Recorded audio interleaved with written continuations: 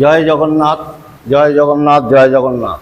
জগন্নাথ স্বামী নয়ন পথগামী ভব তুমি। জয় জগদীশ হরে। হে জগন্নাথ, হে বিশ্বময়, হে বিশ্বপিতা, বিশ্বের সকল মানুষকে তুমি ভালো রাখো, সুস্থ রাখো, শান্তিতে রেখো, সকলকে সত্যের পথ দেখাও, সত্য পথে সকলকে চালনা করো। আমি জগন্নাথের এই চন্দন যাত্রা, মানে শ্রীকৃষ্ণের এই চন্দন যাত্রা, আগামীকাল অক্ষয় তৃতীয়া ব্রত।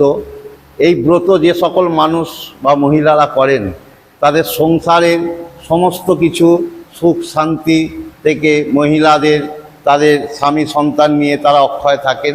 এবং অক্ষয়া তৃতীয়া, অক্ষয়া বটে, কাল জলদান করতে হয় এবং ভগবান শ্রীকৃষ্ণকে, নারায়ণকে কালকে জলদান করতে হয়।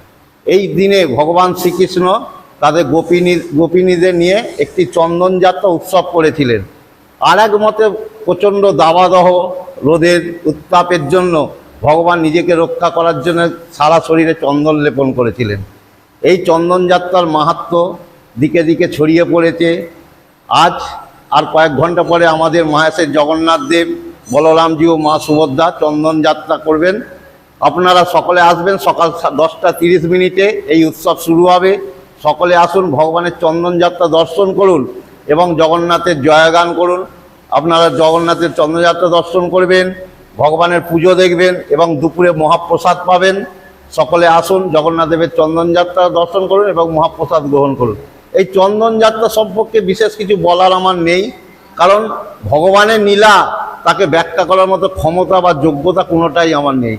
তবু আমি বলি, ভগবান যা করেছেন মানব দেহে যারা আমরা জন্মেছি আমাদের জন্য, তিনি আমাদের পথ প্রদর্শক, আমাদের দেখিয়ে গেছেন কি কাজ করলে আমরা সুস্থ থাকব, ভালো থাকবো এবং সংসার আমাদের সুন্দরভাবে চলবে, বিশ্ব শান্ত থাকবে, বিশ্বের সকল জীব প্রাণী মানুষ ভালো থাকবে। সেই 12 মাসের যে 12টি যাত্রা জগন্নাথ দেবের, তার মধ্যে অন্যতম এই চন্দন যাত্রা। এই চন্দন যাত্রা 42 দিন ব্যাপী জগন্নাথ দেব তার সারা দেহে চন্দন লেপনে থাকেন এবং তার 42 দিন পর 43 দিনের মাথায় জগন্নাথ দেব স্নান যাত্রায় যান, স্নান করবেন এবং স্নানযাত্রার পর তিনি তো জানেন 15 দিন অসুস্থ হয়ে থাকেন। 15 দিন পর আবার তিনি রথে করে মাসি বাড়ি যাবেন।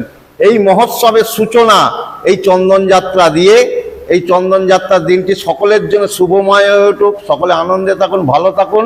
আমাদের জগন্নাথ মন্দিরে আসুন, সকলে জগন্নাথ দেবের চন্দন যাত্রা দর্শন করুন এবং মহাপ্রসাদ গ্রহণ করুন। সকলে বলুন জয় জগন্নাথ, জয় জগন্নাথ, জয় জগন্নাথ।